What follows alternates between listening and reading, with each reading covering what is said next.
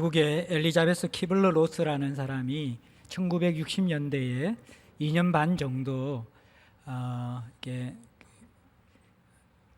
살 날이 얼마 남지 않은 중한 질병, 절망적인 병을 앓고 있는 그 임종 환자의 심리 변화를 연구했다라고 해요.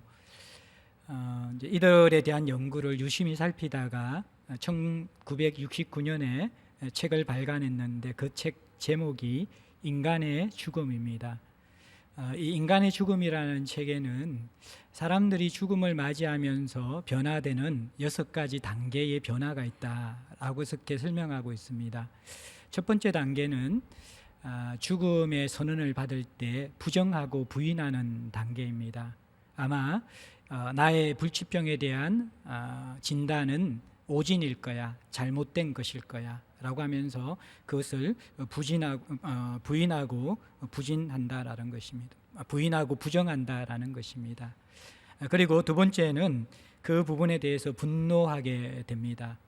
왜 하필이면 내가 지금 죽어야만 하는가? 나는 죽을 수 없어 라고 하면서 주변 사람들을 향하여 불만과 분노를 폭발하는 단계를 거치게 된다고 해요. 그리고 세 번째, 타협하게 됩니다. 조금이라도 생명을 더 연장시켜 준다면 이제 장성한 딸아이의 결혼식에 참여할 수 있을 텐데, 또 내게 생명을 조금만 더 연장시켜 주면 그동안 못 가봤던 부모님 묘소라도 한번 찾아가 보고 싶은데, 내게 조금이라도 인생이 좀 더 연장된다면 이제 제대로 하나님을 믿고 신앙생활 하고 싶은데, 그러면서 자신의 삶을 평가하고 또 후회하는 시간을 세 번째 단계에 거치게 됩니다. 그리고 네 번째 단계에는 이제 우울한 감정을 가지게 되어져요. 병으로 죽게 되는 자신의 처지를 한탄하고 우울한 정서로 빠지게 되는 것이죠. 그리고 다섯 번째 단계가 되면 사람들은 자신의 죽음을 운명으로 받아들입니다. 나는 죽을 수밖에 없구나. 그것을 수용하게 되는 거예요. 그런데 어떤 사람들은 이 다섯 번째 단계에서 그치지 않고 여섯 번째 단계로 나아가는데, 그것은 기대와 희망을 가지는 사람입니다. 죽음을 맞이하며 기대와 희망을 가지는 사람들, 이 사람들은 영원한 미래, 내세에 대한 소망을 가지고 죽음 이후의 삶을 오히려 적극적으로 지향하게 됩니다. 그리고 그 죽음 이후에 만나게 될 사랑하는 사람과의 재회, 다시 만나는 것을 기대하면서 오히려 죽음을 기쁨으로 맞이하는 사람들이 있다라는 것이죠. 부정에서 시작해서 또 분노, 또 그리고 타협, 또 우울, 수용, 그리고 희망과 기대로 나아가는 이 6가지 단계는 사람에 따라 모두 순서를 거쳐서 나아가는 것도 아니고, 또 기질에 따라서 순서가 바뀌기도 하고 생략되기도 합니다. 그런데 어찌되었든 우리는 한 인간의 인생을 판단하는 데 있어서 죽음의 순간을 볼 때 이 사람이 얼마나 성숙한 삶을 살았는가, 성숙한 인격인가를 어느 정도 알 수 있다라는 거예요. 첫 번째 단계에서 네 번째 단계까지 삶에 대한, 죽음에 대한 부정과 우울한 그 단계에 머무는 사람들은 어떻게 보면 충분한 삶에 대한 숙고와 고민들이 얕은, 삶의 깊이와 인격의 성숙이 충분하지 못한 사람들의 반응이라고 볼 수가 있고, 다섯 번째, 여섯 번째 단계 수용과 기대와 희망의 어떠한 자세를 가지는 데까지 나아가는 사람들은 삶의 진실한 성찰과 또 자기의 삶을 죽음에 대비해서 맞이할 준비를 한 성숙한 인격을 가진 사람이다, 그렇게 판단할 수 있는 것이죠. 여러분들, 우리는 누군가의 죽음을 보면서 모든 것을 다 판단할 수는 없지만 죽음에 대한 자세가 그 사람의 인생에 대한 어떤 굉장히 중요한 모습들을 표현해 주는 것은 분명한 것 같습니다. 그러면 여러분들, 예수님의 죽으심, 예수님의 그 죽음은 그 죽음을 지켜보는 사람들에게 어떻게 비춰졌을까요? 굉장히 역설적인 죽음이죠. 하나님의 아들이, 세상의 심판자가 세상의 심판을 받아 십자가에서 가장 잔인한 제수가 받는 그 처형을 받으면서 지금 죽어가고 있다라는 것입니다. 그러면 이 예수의 처참한 죽음을 주변에서 목격하는 사람들은 이 예수의 죽음을 보면서 예수를 어떤 존재로, 그 인격과 그 삶을 어떻게 판단하고 있었을까요? 십자가 주변에는 수많은 사람들이 예수의 죽음을 지켜보고 있었는데 오늘 본문은 마가가 의도적으로 예수의 죽음 가까이에 있었던 단 한 사람의 고백, 단 한 사람의 증언을 통하여서 예수의 죽음을 해석해내고 있습니다. 그 사람은 바로 39절에 나오는 로마의 백부장인 것입니다. 백부장은 로마 군대에 100명의 군사들을 거느리는 수장을 백부장이라고 그렇게 이야기합니다. 근데 이 백부장은 고급 장교가 아닙니다. 인간되어져 장교로 먼저 인간되는 그런 장교가 아니라 쫄병부터 가장 밑바닥부터 차근차근 올라와서 그리고 그 직위를 가지는 것이 바로 백부장의 자리라는 것이에요. 그래서 백부장이 된 사람들은 밑바닥부터 올라온 사람들이고 수많은 전쟁에 참여한 사람들이고 자기 손으로 사람들을 죽이고 주변에서 죽어가는 사람들을 수없이 목격한 사람들인 것이죠. 그리고 오늘 이 십자가 처형을 집행하는 로마의 백부장은 아마도 이 십자가 처형이 처음이 아닌 어느 정도 많은 사람들을 십자가에 못 박아 죽이게 했던 경험이 있었던 백부장일 가능성이 많이 있습니다. 그런데 그렇다면 이 백부장은 우리가 생각했던 그러한 사람이 아니라 사실은 훨씬 더 잔인한, 훨씬 더 냉혹한 그러한 사람이라는 것을 우리가 알 수 있는 것이죠. 그리고 이 사람은 이방인이었습니다. 종교 지도자도 아니었고 유대인들도 아니었고 충성스러운 제자도 아니었고 이방인 가운데서도 어떻게 보면 잔인함의 대명사가 될 수 있는 그러한 사람이 바로 로마의 백부장입니다. 이 사람이 예수의 죽음을 볼 때 어떻게 보면요, 종교 지도자들보다 예수의 제자들보다 훨씬 더 정확한 판단을 할 수 있다라는 것입니다. 어떤 의미에서 예수에 대한 평가가 오랫동안 교회에서 종교적 물을 먹은 사람들보다도 오히려 선입견이 깨어진 외부 사람들이 예수의 생애와 예수의 모습을 보면서 훨씬 더 객관적이고 정확한 평가를 할 수가 있는데 오늘 이 예수와 전혀 연관이 없던 이방인 잔인한 로마의 백부장이 예수의 죽음을 어떻게 평가할까요? 39절에 그의 예수의 죽음에 대한 선언은 진실로 이 사람은 하나님의 아들이었도다 라는 것이 이 사람의 선언이었어요. 참 역설적인 표현이죠. 왕이 죄인으로 죽는 것도 맞지 않는데 죽는 자를 보면서 그를 하나님의 아들, 왕으로 본다는 것은 더 역설적인 것이죠. 어떻게 이 로마의 백부장은 십자가에서 처형당하는 처절한 예수의 죽음의 모습을 보면서 그곳에서 하나님의 아들의 영광과 존귀함들을 볼 수가 있었을까요? 바로 이 로마 백부장의 믿음의 고백, 이 선언이 사실은 십자가에서 처형당하시는 오늘 본문의 6절 33절에서 39절까지 예수 그리스도의 처형하는 데 일어났던 사건과 십자가상에서 외침을 해석하는 가장 중요한 실마리가 되는 것입니다. 예수께서 십자가에 죽으실 때 오늘의 본문의 구조는 먼저 초반부에 초자연적인 현상인 한낮의 어두움이 나타나고 그리고 후반부에 또 하나의 종교적인 초자연적 현상인 지성소와 성소를 가로막던 두꺼운 휘장이 위에서부터 아래로 순식간에 갈라지는 초자연적인 현상이 드러납니다. 이러한 초자연적인 이적 가운데서 중간에 예수께서 십자가에서 죽으시면서 운명하며 외치는 두 마디가 오늘 마가복음에는 등장하고 있습니다. 본래 가상칠언이라고 십자가상에서 예수님께서는 7마디의 말씀을 하셨는데 마가는 의도적으로 이 본문의 백부장의 고백에 이 해석의 실마리를 주는 사건, 외침 두 가지를 이야기하는 것이죠. 그것은 바로 엘리 엘리 라마 사박다니 그리고 큰 소리라는 외침입니다.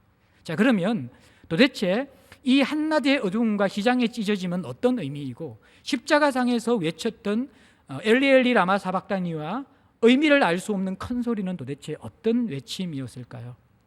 이것을 목격한 백부장이 이 사람은 진실로 하나님의 아들이었다 그렇게 선언을 하게 됩니다. 우리는 오늘 이 본문의 이 사건과 이 외침의 의미를 함께 묵상해 보고자 합니다. 먼저 십자가에 달리시는 예수님, 그 죽으시는 예수님과 함께 일어난 초자연적인 현상 첫 번째는 33절에 나오는 6시가 되어 온 땅에 어두움이 임했는데 그것이 9시까지 계속되어지는 어둠이었다라는 현상입니다. 오늘날 시간으로 환상하려면 플러스 6을 하면 됩니다. 6 플러스 6은 10이지요. 한낮 12시 정오를 의미하는 것입니다. 9시에 6을 더하면 여러분들 몇 시가 됩니까? 15시가 되는 것이죠. 오후 3시가 되는 것입니다. 결국에는 정오부터 오후 3시까지 가장 밝은 대낮인데 온 땅에 어두움이 임했다라고 이야기하는 거예요. 근데 이 어두움은 어느 정도냐 그러면 당시의 고정을 보면 횃불을 들어서 불을 켜야지만이 지척을 분간할 수 있을 정도로 밤 같은 짙은 어둠이었다라는 것입니다. 여러분들, 이 어둠의 정체는 무엇일까요? 사람들은 이 어둠의 정체를 해석하기 위해서 여러 가지 자연 현상들을 여기에다 끼워 맞췄습니다. 첫 번째는 일식이 일어났을 것이다. 일식이 일어나서 잠시 달이 태양을 가려서 어두워졌을 것이다 라고 이야기하는 경우가 있다라는 거예요. 근데 제가 과학은 잘 모르지만 일식은 수분 동안 잠시 일어나지 3시간이라는 긴 시간 동안 온 세상이 깜깜할 정도의 일식은 일어날 가능성이 없는 것이고, 또 절기적으로 볼 때 이 6월절은 보름달이 뜨는 때인데 이 보름달이 뜰 때 일식은 더더욱 일어날 수 없는 현상이기 때문에 일식 현상은 과학적으로도 이렇게 설득력이 없는 주장이 될 수 있습니다. 또 하나의 자연현상은 거센 사막에 모래폭풍이 불어서 이 모래가 온 이 마을을 덮어서 깜깜하게 되어서 볼 수 없을 정도의 어두움이 임했다라는 해석입니다. 이건 역시 신빙성을 얻지 못하는 이유는 이때 절기는 이스라엘 절기상 건기가 아니라 우기라는 것입니다. 비가 자주 내리는 절기였기 때문에 이 모래바람이 그만큼 많이 일어나서 어둡게 할 정도로 모래가 날아다닐 수 없는 환경이었던 것이죠. 정확한 여러분들께 역사적 배경은 아니지만 배너라는 영화나 이런 걸 보면요, 예수님이 십자가에 못 박혀서 피를 흘리시는데 비가 내리면서 그 비와 피가 같이 함께 이렇게 강을 이루어서 흘러가는 그 모습들이 있는 것을 볼 때 어떻게 보면 그게 극적인 장면일 수도 있지만 당시에 예수님이 죽으시는 그 절기가 우기였다라는 것들을 볼 때 전혀 가능성이 없는 그런 모습은 아니라고 우리가 알 수 있는 것이죠. 자, 그러면 자연현상적인 일식이나 모래폭풍이 아니라 그러면 도대체 이것을 어떻게 해석해야 되는가? 대부분 성경학자들은 이것은 하나님이 의도적으로 만들어 놓은 초자연적인 어둠이었다라고 그렇게 인정을 하고 있습니다. 자, 그러면 하나님은 왜 예수님께서 십자가에 돌아가시는데 초자연적인 어두움을 만들어 놓았을 것일까요? 가장 여러분들 쉬운 접근 방법은 그 잔인한 십자가의 처형 속에서 땀방울과 핏방울 다 흘리면서 그 목마름과 숨막힘 속에 죽어가는 예수님의 고통을 덜기 위해서 태양을 가리는 어둠을 주었다, 그렇게 볼 수도 있을 것입니다. 근데 이제 대부분 성경학자들의 여러 가지의 이 어두움의 해석에 대해서 제가 수많은 책을 가지고 이렇게 연구하고 하면서 또 기도하면서 제가 좀 타당성이 있는 해석 3가지 정도를 좀 정리해 보았는데, 먼저 첫 번째, 이 한낮의 어두움은 구약 때부터 예언되어진 여호와의 날, 심판의 날에 임할 그 무서움과 두려움을 나타내는 표시라는 것입니다. 요엘서 2장 1절 2절에 보면 시온에서 나팔을 불며 나의 거룩한 상에서 경고의 소리를 질러 이 땅 주민들로 다 떨게 할지니 이는 여호와의 날이 이르게 됨이니라. 이제 임박하였으니 곧 어둡고 캄캄한 날이요 짙은 구름이 덮인 날이라.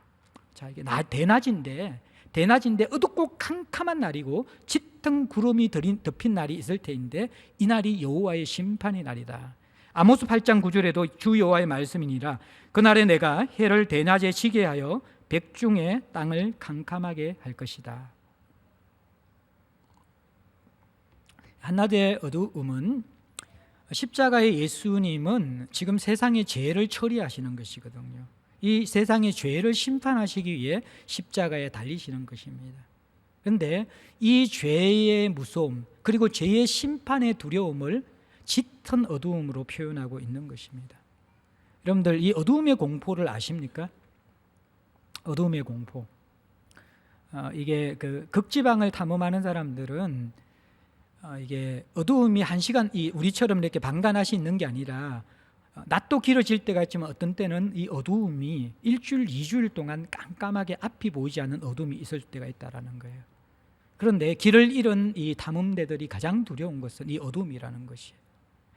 아무것도 보이지 않는 것이 며칠, 몇 주를 지속되어지면요, 사람들이 그 어둠 속에서 두려움을 느끼고 다 미쳐버린다라는 것입니다. 이 어둠은 굉장히 큰 심판입니다.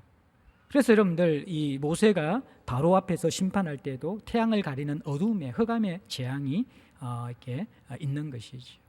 이것은 하나님의 이 죄에 대한 진노를, 그 두려움을, 무서움을 우리에게 보여주는 어두움의 색깔이기도 합니다. 또 하나 이제 이 어두움의 해석으로 가능한 것은 하나님 앞에 죄를 짊어지고 분리되어지고 단절되어지는 예수의 깊은 고독을 이 어둠의 색깔로 표현하고 있다라는 것입니다. 십자가의 예수는 지난 본문에서 보았듯이 온 세상이 수치스럽게 조롱했던 그 모든 수치와 조롱을 끌어안고 십자가에 못 박히고 있습니다. 그 누구도 예수의 편에 서지 않습니다. 그리고 그 몸에 수치스러운 죄악이 스며들어오는 것이죠. 우리가 하나님의 은혜 가운데 빛이 들어올 때 죄가 드러나면 성령 안에서 드러나는 죄는요, 죄를 먹고 마시는 우리들에게도 혐오스러운 것이 되는 것이죠. 구역질 나는 배설물과 같은 견딜 수 없는 고통이 죄를 발견하는 우리의 영혼 속에 일어납니다. 그런데 순결하신 예수께서 이 온 세상의 죄가, 난 사람의 죄가 아니라 인류의 모든 그 배설물 같은 죄가 순결한 그 몸에 쏟아부어지며 들어오는 그 고통은 참을 수 없는 것이죠. 세상의 조롱과 그 죄가 영혼 속에 쏟아부어진가, 궁극적으로 한 번도 단절된 적이 없는 하나님의 사랑에서 끊어지는 그 단절의 고통 속에 있는 예수님의 고독, 그것이 짙은 어두움으로 우리가 상상할 수 없는 고통을, 그 진노의 잠을 자신의 몸에 쏟아부으시는 예수님 속에 있는 그 어두움들, 그 죄를 끌어안은 그 순결한 예수 속에 있는 깊은 고통과 고독을 표시하는 것이 바로 한낮의 어둠이다. 그렇게 우리는 설명할 수 있을 것입니다. 또 하나, 이 한낮의 어둠에 대한 설명은요, 예수께서 십자가에 돌아가시는 것은 하나님의 공의를 이루기 위한 것이지 세상 사람들의 조롱거리가 되는 것이 아니기 때문에, 지난 시간에도 이야기했지만 우리가 성화를 볼 때는 예수님의 수치스러운 부분이 천조각으로 가려져 있지만, 실상 여러분들 십자가 처형되는 죄수들은 벌거벗겨져 있거든요. 아무것도 없는 거예요. 그러니까 그 속에서, 고통 속에 죽어가는 하나님의 모습, 그것을 조롱하는 인간들에게 가리기 위해서 예수께서 그 구름을, 하나님께서 그 짙은 어두움을 내리셔서 조롱거리가 되지 않도록 하셨다. 그렇게 해석하고요. 저는 이제 이것을 묵상하면서 제가 연결되면서 제게 떠올랐던 그러한 이제 하나님 안에서의 느낌들은 뭐냐 그러면, 어쩌면 이 어두움은 사람들의 수치스러운 조롱으로부터 예수의 그 모습을 가리기 위한 것이기도 하지만, 어떻게 보면 자기 아들을 죽이는 그 하나님의 아버지가 그 처절하게 죽어가는 자식의 모습을 볼 수 없는 고통이 그 어두움으로 드러난 것이 아닌가, 그렇게 느껴졌어요. 여러분들, 자신의 아들이 여러분들이 아파서 뒹굴 때 볼 수가 없죠.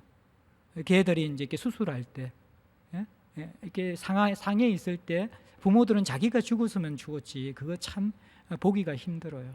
그런데 깊은 사랑의 연합 가운데 있던 아버지 하나님이 바로 죄인들을 위해서 자기 아들을 버려야 되는 것이거든요.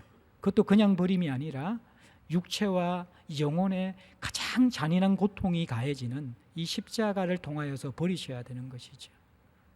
하나님은 차마 그 얼굴을, 그 모습을 볼 수가 없는 그 마음이 어두움으로 덮어지는 것, 이것이 한낮의 어두움일 수 있는 것이죠. 이 어두움이 3시간 지속되었습니다. 그리고 나서 이제 십자가의 외침이 있거든요.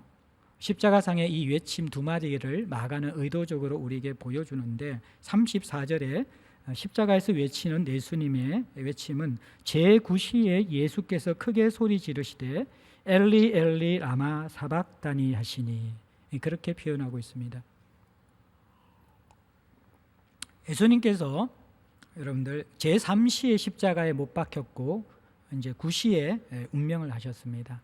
6시간 동안 십자가에 못 박혀 계셨던 것이죠.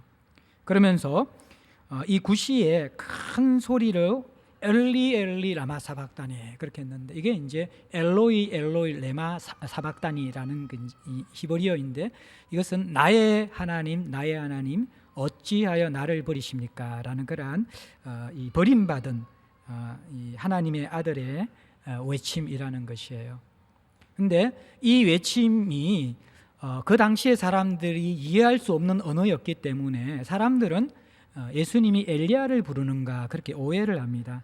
그래서 여러분들, 35절에 곁에 섰던 자 중에 어떤 이들이 듣고 이르되 보라 엘리야를 부른다. 그리고 또 한 사람이 달려가서 해면에 신 포도주를 적시어 갈대에 깨어 마시게 하고 이르되 가만두라 엘리야가 와서 그를 내려주나 보자 하더라.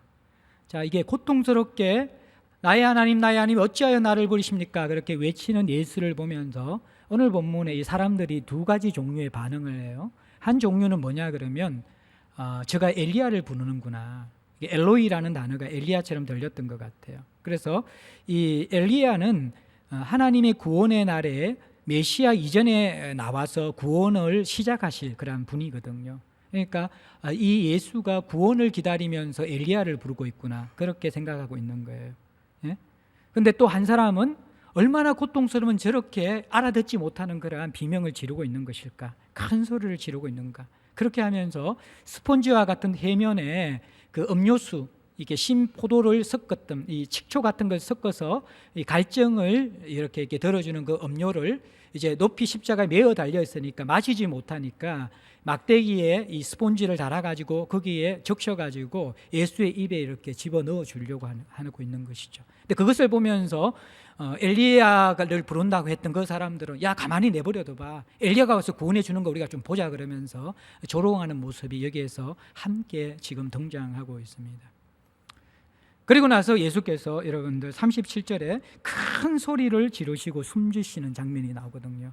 근데 여기에서 여러분들 원어를 보면 조금 재밌는 게 뭐냐 그러면 큰 소리를 지른다. 이것도 우리가 의미를 알아야 되는데 숨진다라는 이 단어가 능동태로 사용되어져 있어요.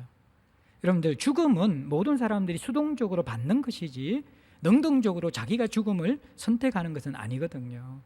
물론 정말 생의 아픔을 가지고 자기의 인생을 끊는 사람들의 경우에는 자기가 끊는다라고 그렇게 이야기할 수 있겠지만 예수께서 지금 십자가에 달려 돌아가시는 그 모습은 철저하게 수동적으로 죽어가고 있는 모습이에요. 그런데 성경은 의도적으로 예수의 죽음을 능동태로 사용하면서 예수님의 죽음은 빌라도의 법적 선언, 또 대제사장들의 어떠한 종교적인 조종, 그리고 거기에 부합한 군중들의 어리석은 어떠한 이렇게 함성, 그리고 실제적으로 처절하게 예수님을 십자가에 못 박는 로마 군인들의 잔인함, 이것이 여러분들 십자가의 죽음으로 내몬 것이 아니라는 것입니다. 성경은 이것을 능동태로 사용하면서 예수님 스스로 죽음을 선택하셨다 그렇게 표현하고 있습니다. 그러면서 큰 소리로 지른다 그러면서 이제 이게 죽으셨다라는 말은 이제 사명을 다하셨다라는 거예요. 예수님의 사역을 다 하셨기 때문에 이제 사역을 다 하신 예수님께서 스스로가 자신의 공생애가 끝났음을 깨닫는 적시에 스스로 죽음으로 들어가 버리는 것, 이것이 예수의 죽음입니다. 자, 그러면 십자가에서 이 두 외침의 의미는 도대체 무엇일까요? 죄송합니다. 제가 조금 옷을 벗겠습니다.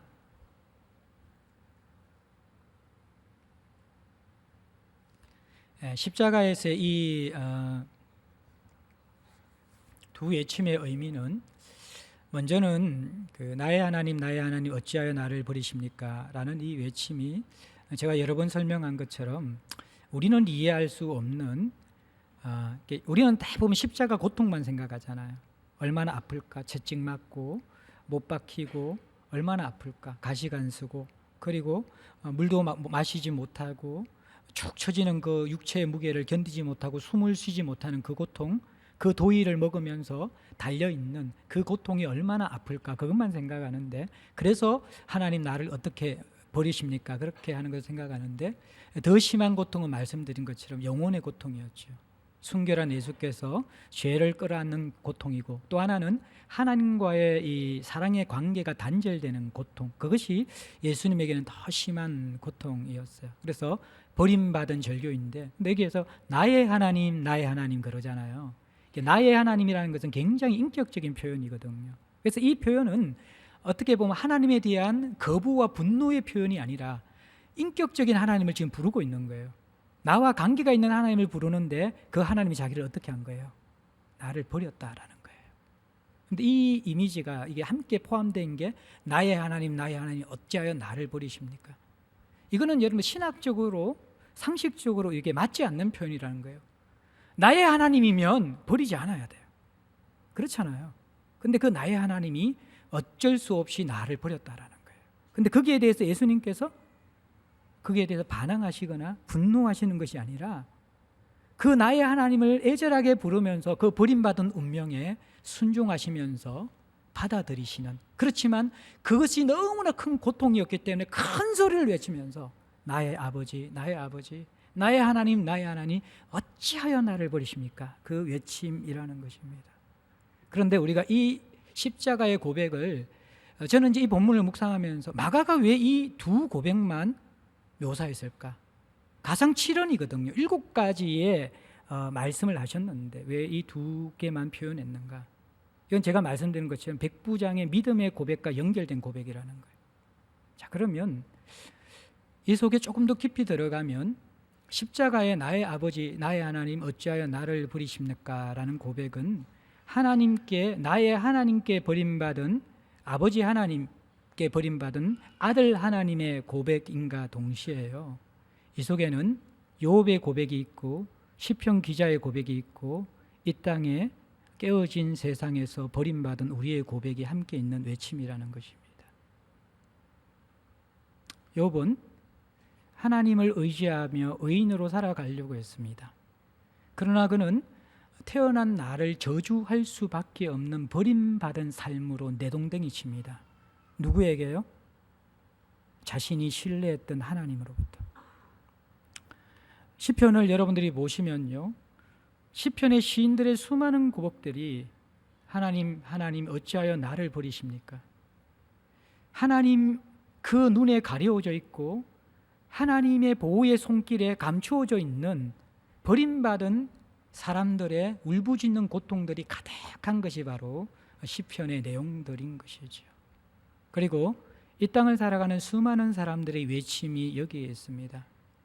죄로 인하여 깨어진 사람들의 외침 속에서는 분명히 나는 나의 하나님을 믿고 있는데 실존적인 내 인생은 버림당한 것 같은 그 삶에 처해져 있다라는 것입니다. 예수님께서 이 십자가에서 자신의 버림받음과 죄로 깨어진 이 세상 가운데 버림받은 것 같은 모든 인생의 울부짖음을 자신의 가슴에 담고 있는 것입니다. 그리고 나서 그 모든 우리의 버림받음의 고통과 쓰라림과 그 고독과 아픔들이 예수 안에 스며들면서 그것이 버림받은 당신의 고통과 함께 녹아들어서 큰 소리로 터져 나오는 것이죠. 어찌하여 나를 버리십니까? 당신은 나의 아버지인데, 당신은 나의 하나님인데 어찌하여 나를 버리십니까? 외치고 있는 것이죠. 그 외침을 잘 들어보시면요, 그 십자가에는 버림받은 하나님의 아들의 외침뿐만 아니라 버림받은 하나님의 형상으로 지음받은 우리의 외침이 그 십자가의 외침 속에 스며들어 있다라는 것을 느낄 수 있는 것이죠.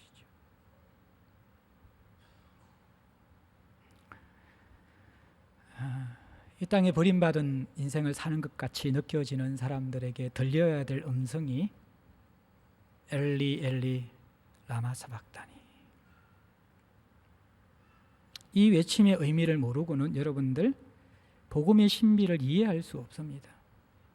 그리고 이 외침 속으로 들어가서 십자가 안에서 하나님의 얼굴과 그 음성을 듣기 전에는 여러분들 십자가 무엇인지 알지 못합니다.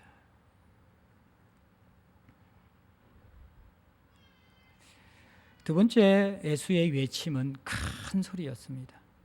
근데 이 큰 소리가 운명하시면서 지르는 큰 소리인데 어떤 큰 소리일까요? 어떤 사람은 엘리 엘리 라마 사박단, 이것도 큰 소리로 외쳤기 때문에 이것인가?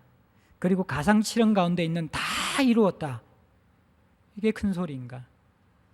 저도 이 본문 가지고 많이 연구했는데 여러분들 이미 우리가 이문식 목사님을 통해서 사경회 때 우리가 큰 소리라는 설교를 들었는데 그 본문이 딱 한 절이에요. 마가복음 15장 37절, 오늘 본문이에요.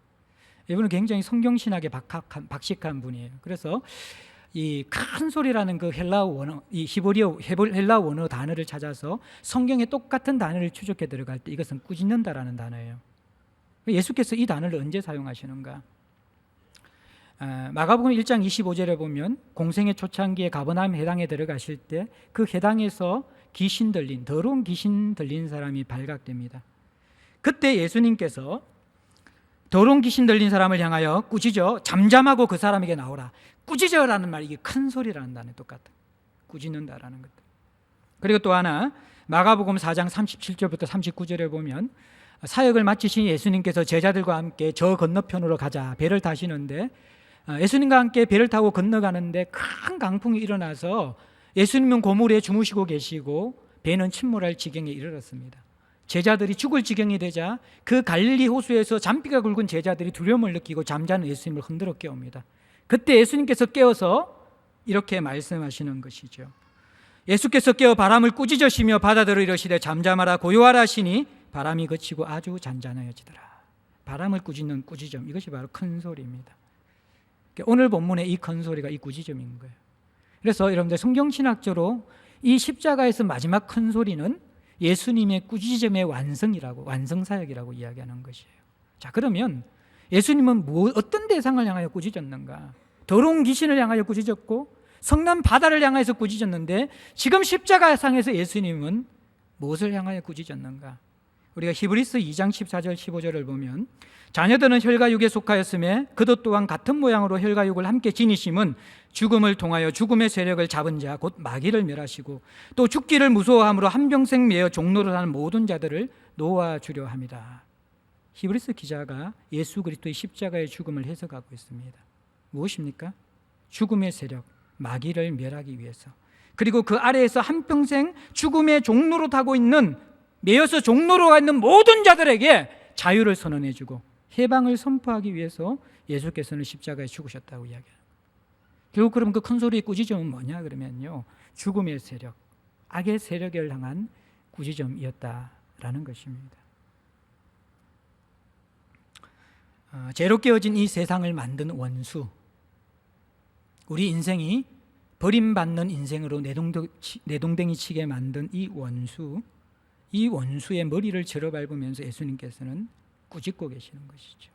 바람을 꾸짖은 예수님, 더러운 귀신을 꾸짖은 예수님이 이제는 십자가에서 온 세상의 주인으로 하나님의 형상으로 지음받은 인간들을 처참한 이 짐승처럼, 처참한 그러한 벌레처럼 버려지게 만든 이 원수, 하나님이 창조한 아름다운 이 피조 세계를 모든 것이 왜곡되고 깨어진 신라곤으로 만든 이 원수를 예수님께서는 꾸짖고 계시는 것이죠. 큰 소리로 꾸짖습니다. 그러면서 승리를 선포하시는 것이죠. 여자의 후손으로서의 예수님의 사역이 완성되어지는 순간이고, 이 큰 소리는 바로 우주의 왕으로서 외치는 승리의 함성과 동시에 악의 세력을 향한 이 멸망의 선포라는 것입니다. 이것이 바로 큰 소리입니다. 이 십자가에서 함께 외쳐지고 있는 것이죠. 이 큰 소리가 외쳐지며 운명하시자마자 일어나는 또 하나의 초자연적인 현상은 38절에 나옵니다. 같이 한번 읽어볼까요? 38절 이에 시작. 이에 성소이장이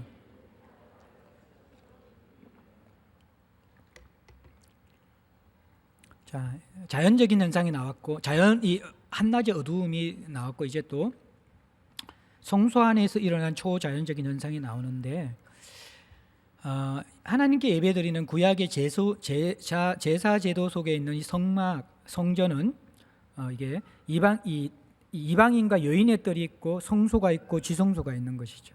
성소와 지성소 사이에는 휘장이 가로막혀 있어요. 휘장은 자색, 청색, 홍색 그리고 가늘게 꼰 실로 만들었는데 그 이 천의 두께가 2cm에서 3cm 정도 돼요. 여러분들 조금 이게 아시겠지만요, 실의 두께가 2cm, 3cm 같으면 두께가, 이게 천의 두께가 이게 찢어져요, 안 찢어져요? 이게 막 얽혀서 이렇게 엮여진 것인데, 아주 힘이 센 장정 몇 명이 붙어서 잡아 찢어도 이게 찢을 수가 없는 그러한 이 강도가 있는 거예요. 그런데 큰 소리를 지르며 예수님께서 운명하시자마자 이 휘장이 위로에서부터 아래로 순식간에 쫙 갈라 찢어져 버리는 것입니다. 이것은 어떤 의미를 가지는 것일까요?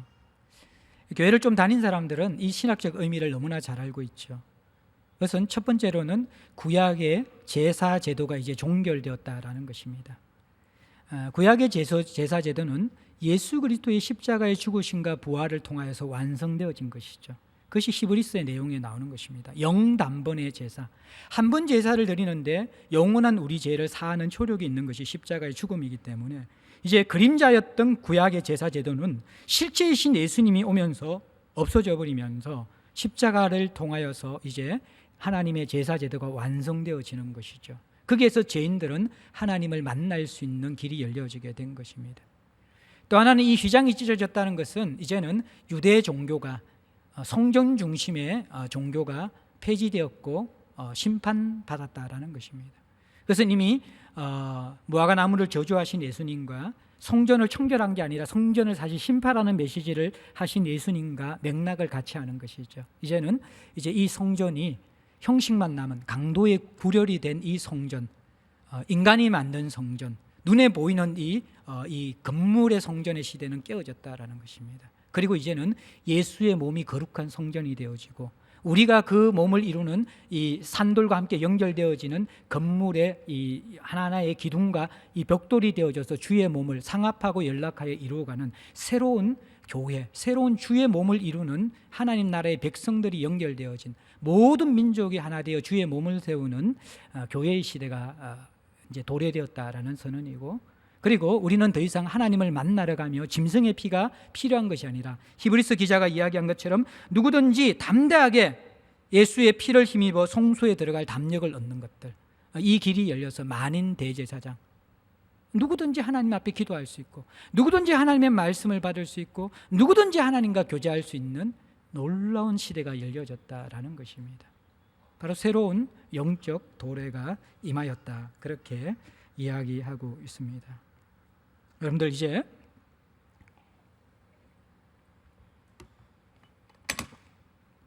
오늘의 이 예수님의 죽음과 함께 일어난 이적과 외침을 조금 더 깊이 우리에게 적용하면서 말씀을 마무리하려고 합니다.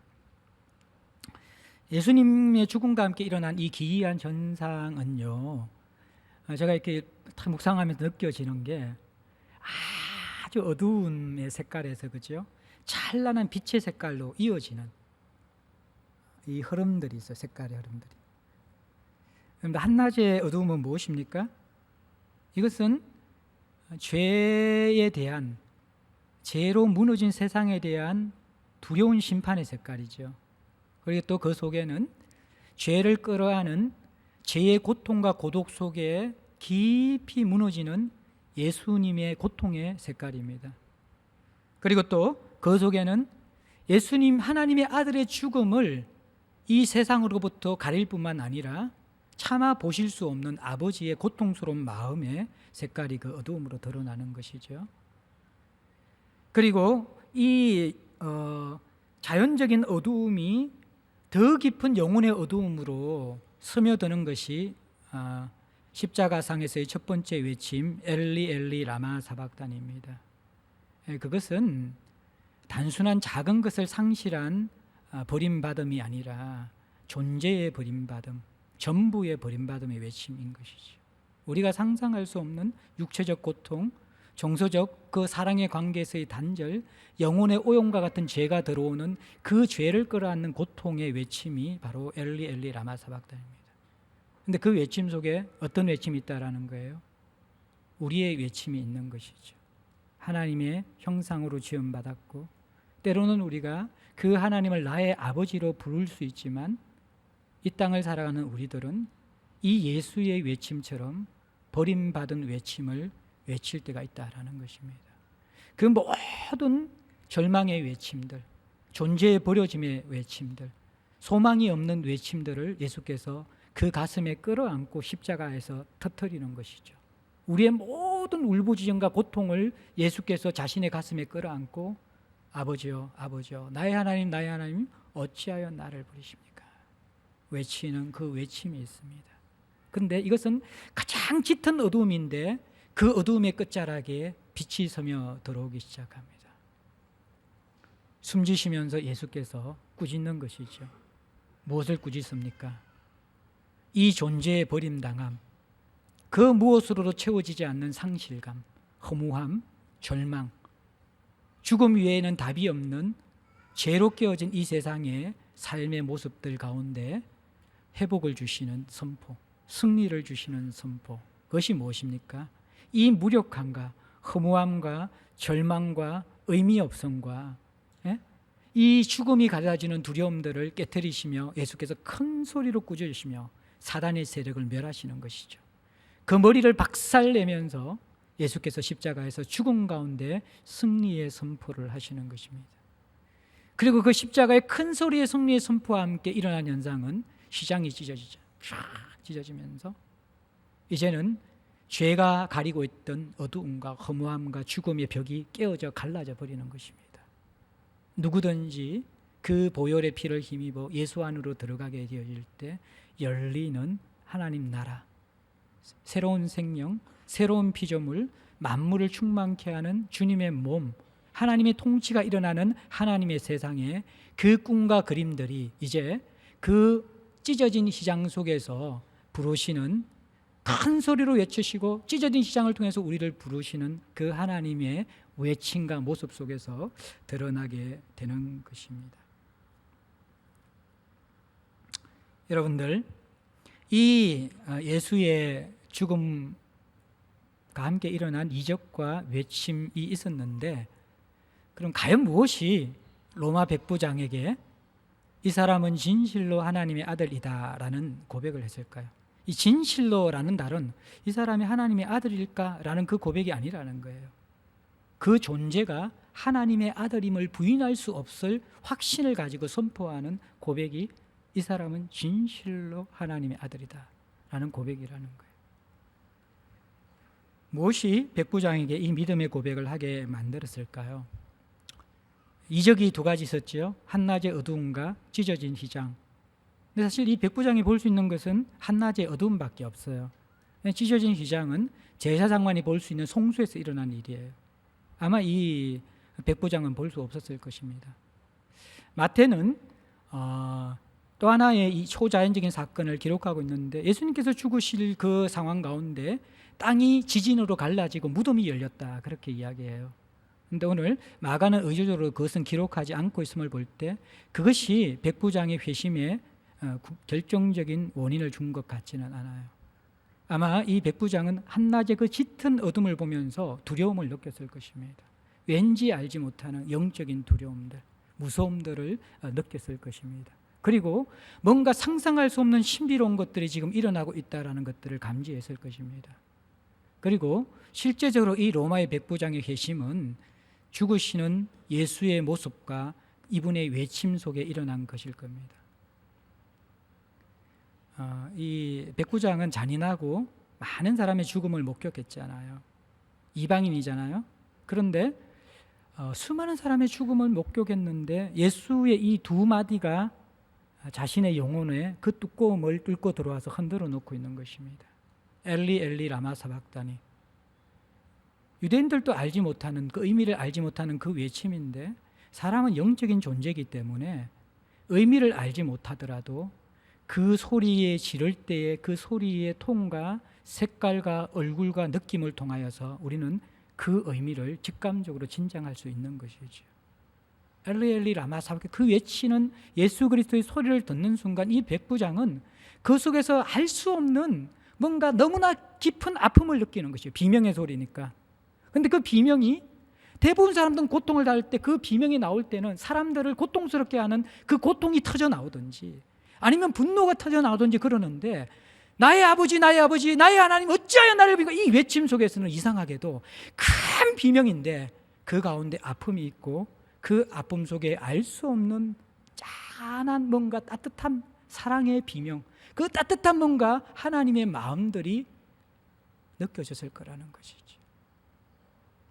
저는 그 찢어진 휘장과 이게 연결이 되는 것 같아요. 우리를 부르시는 하나님의 마음, 하나님의 마음이 찢어지는 것이죠. 그리고 피를 철철 흘리는 그 가슴 속에서 그 휘장 사이로 사랑의 빛이 나오면서 우리를 부르시고 계시는 것입니다. 너의 버림받음을 내가 안다라는 것입니다. 내가 너의 버림받음을 끌어안고 이 십자가에서 죽는다라는 것입니다. 그 버림받음을 준 그 죄악을 정복하고 그 원수를 깨트리기 위해서 나는 이 십자가를 포기하지 않고 죽겠다라는 것입니다. 그리고 큰 소리로 외치는 예수의 그 음성과 모습 속에서 백부장은 깜짝 놀랍니다. 죽음의 순간에 이런 사람에게 한 번도 본 적이 없는 근위와 위험과 두려움이 그 죽어가는 모든 물과 피가 다 쏟아져 내린 그 연약한 처형당하는 죄수의 입에서 터져 나오고 그 몸에서 온 세상이 쩌렁쩌렁 울리도록 번져 나오는데 그 큰 소리, 이건 역시 그가 의미를 몰랐을 것입니다. 그런데 그 큰 소리는 너무나 위험이 있고 강력하여서 그가 이 세상에서 들었던 그 어떤 지휘관의 함성보다도 강력한 함성이었고 그 어떤 건의보다도 강력한 건의였고 어떤 세력도 굴복할 수밖에 없는 온 세상의 왕의 선포가 꾸지점 속에 큰 소리 속에 있었던 것입니다.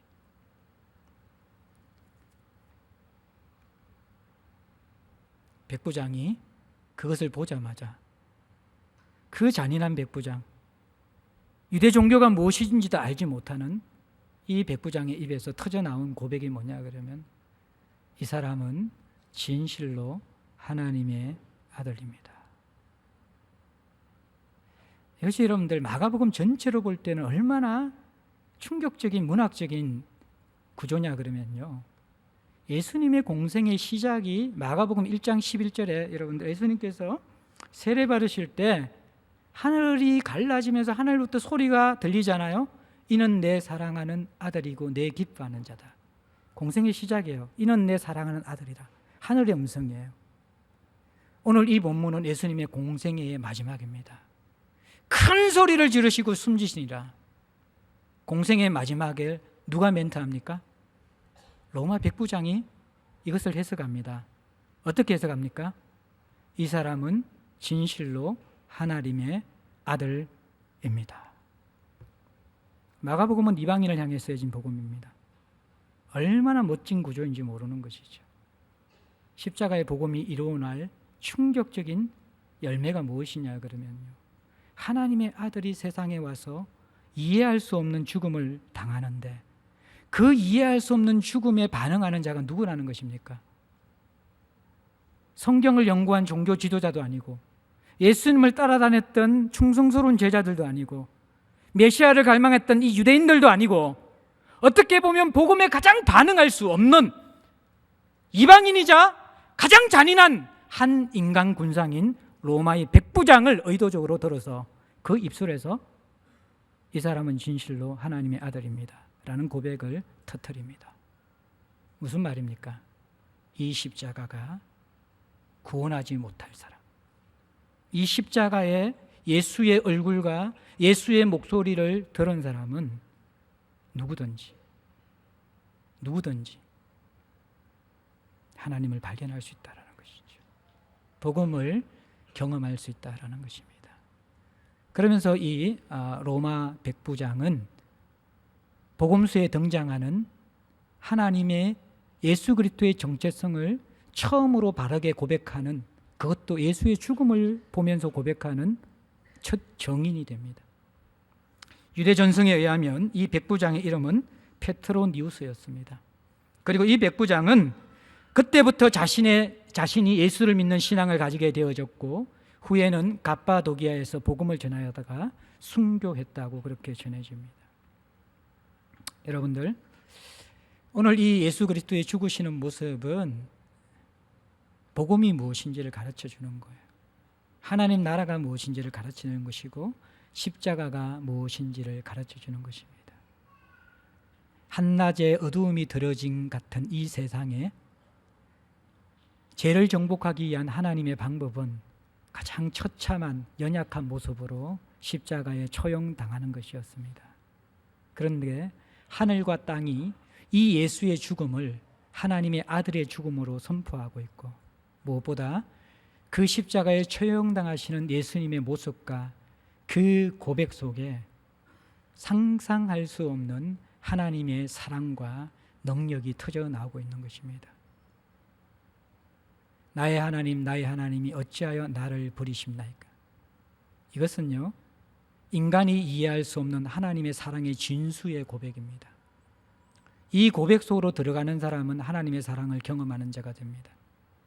큰 소리로 꾸짖는 그 하나님의 외치는 함성이 들려지는 사람은 죄로 무력한 인생, 절망의 인생, 사망과 처참한 무너진 그 인생에서 벌떡 일어서서 원수를 죄로 밟는 새 사람, 그리고 만물을 충만케 하는 교회의 능력과 영광이 무엇인지를 경험하는 전혀 다른 인생으로 초대받게 되는 것입니다.